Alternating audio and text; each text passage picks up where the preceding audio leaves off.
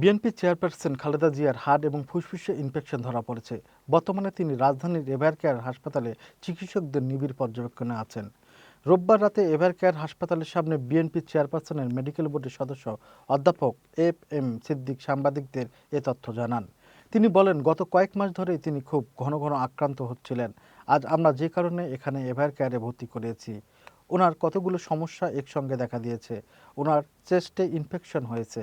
আজকে আমরা যে কারণে এখানে ভর্তি করিয়েছি সেটা হচ্ছে যে ওনার কতগুলো সমস্যা একসাথে দেখা দিয়েছে। সেটা হচ্ছে ওনার চেস্টে ইনফেকশন হয়েছে এবং যেহেতু উনি হার্টের সমস্যা আগে থেকেই ছিল, আপনারা জানেন যে ওনার হার্টে পার্মানেন্ট পেসমেকার আছে এবং হার্টে ওনার স্ট্যান্ডিং করা হয়েছিল, রিং পরানো হয়েছিল।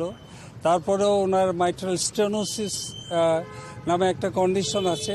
সেই জন্য চেস্টে ইনফেকশন হওয়াতে ওনার একসাথে হার্ট এবং ফুসফুস দুটোই অ্যাট এ টাইম আক্রান্ত হওয়াতে ওনার খুব রেসপিরেটরি ডিস্ট্রেস হচ্ছিল এবং এখানে আমরা খুব দ্রুত ওনাকে নিয়ে এসে আমরা খুব তাৎক্ষণিকভাবে যেই দ্রুত পরীক্ষাগুলো করা দরকার করেছি। করার পরে আমরা প্রাথমিক যে রিপোর্ট পেয়েছি সে অনুযায়ী মেডিকেল বোর্ডের সবাই বসে আমরা প্রাথমিকভাবে ওনাকে অ্যান্টিবায়োটিক দিয়েছি। ওনাকে যেভাবে প্রাথমিক দ্রুত এবং জরুরি চিকিৎসা দেওয়ার দরকার হয় সেটা দিয়েছি এবং আশা করছি যে নেক্সট 24 আওয়ার্সের মধ্যে আরও কিছু রিপোর্ট আসবে।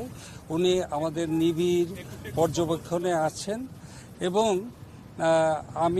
আমরা মনে করছি যে নেক্সট 12 আওয়ার্স 12 ঘন্টা ওনার পরবর্তী পরিস্থিতিকেও সেটার জন্য খুব গুরুত্বপূর্ণ। ৭৯ বছর বয়সী খালেদা জিয়া দীর্ঘদিন ধরে অ্যাথরাইটিস, ডায়াবেটিক্স, কিডনি, ফুসফুস, চোখসহ নানা জটিল রোগে ভুগছেন।